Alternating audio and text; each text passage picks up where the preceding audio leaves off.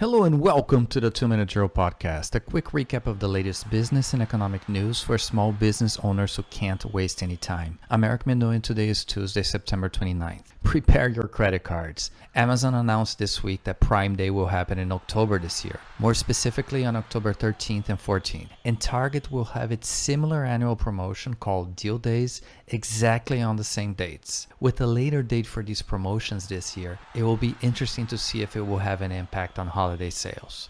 Cybersecurity is a huge problem for businesses of any size, and this weekend we had a terrible example of how it can impact critical industries such as health. United Health Services, with more than 400 locations in the US, was reportedly victim of a ransomware attack. The systems of some of its hospitals haven't been working since the weekend, requiring manual processes that are much riskier to patients. With a potential increase in coronavirus cases with lower temperatures around the corner, candy makers are really concerned about their biggest money maker of the year, Halloween. Even though Easter chocolate sales were down 4% this year, so far sales of seasonal candy have been encouraging, 13% higher than the same period last year.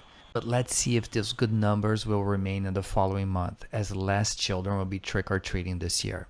To finish this edition, some sad news. In addition to the economic impact for so many small businesses and unemployed people, we have surpassed 1 million deaths by COVID-19 since the start of the pandemic. Around half of the deaths have come from only 4 countries: the US, Brazil, India, and Mexico. Please wear a mask and register to vote.